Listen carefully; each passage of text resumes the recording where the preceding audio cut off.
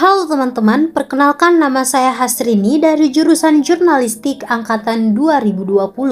Di sini saya akan menjelaskan kepada teman-teman bagaimana prinsip dasar yang digunakan dalam grafika dan penerbitan.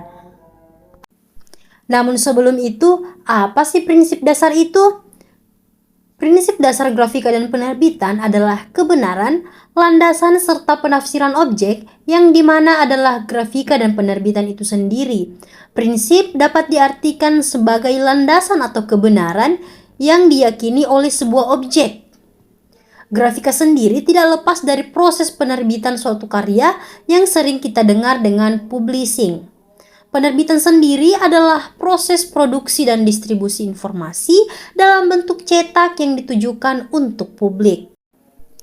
Prinsip dasar dari grafika dan penerbitan sendiri dimulai dari penulis yang dimana mengumpulkan ide atau gagasan, kemudian langkah selanjutnya yaitu diserahkan kepada editor, layouter, maka diterbitkanlah oleh perusahaan penerbit atau media melalui proses cetak baik secara fisik maupun secara digital. Berikut penjelasannya. Kamu mungkin tidak asing dengan yang namanya penulis. Penulis merupakan orang yang menuangkan ide atau gagasan pokok dalam sebuah tulisan atau karya yang dapat dinikmati oleh pembacanya. Melalui naskah-naskah yang dihasilkan, maka akan dikelola oleh penerbit untuk membuat pembaca atau publik menikmati bacaan yang disajikan. Dalam perkembangannya, penulis memiliki banyak orang di dalamnya karena terdapat banyak bagian dan peran penting dalam proses sebelum penerbitan, yaitu yang pertama adalah pengarang. Pengarang adalah orang yang menulis tentang gagasan-gagasan atau ide baik di bidang seni, sastra maupun ilmu pengetahuan yang dituangkan dalam bentuk naskah. Selanjutnya adalah penyadur. Penyadur ialah orang yang mengambil bagian-bagian pokok pikiran asli yang kemudian disesuaikan dengan kemauan penyadur. Selanjutnya adalah penerjemah. Penerjemah merupakan orang yang mengartikan atau mengalih bahasakan sebuah tulisan asing yang kemudian dijadikan menjadi bahasa Indonesia. Namun, penerjemah di sini bukan serta-merta mengambil alih sebuah buku atau dialih bahasakan secara langsung. Namun, penerbit harus mengambil atau meminta izin membeli copyright dari penulis buku asli sebelum menerjemahkan.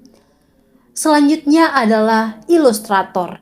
Ilustrator bertugas untuk membuat sebuah buku tampak menarik, seperti mendesain sampul ilustrasi di dalam buku yang mencakup keseluruhan buku itu sendiri agar tampil secara artistik.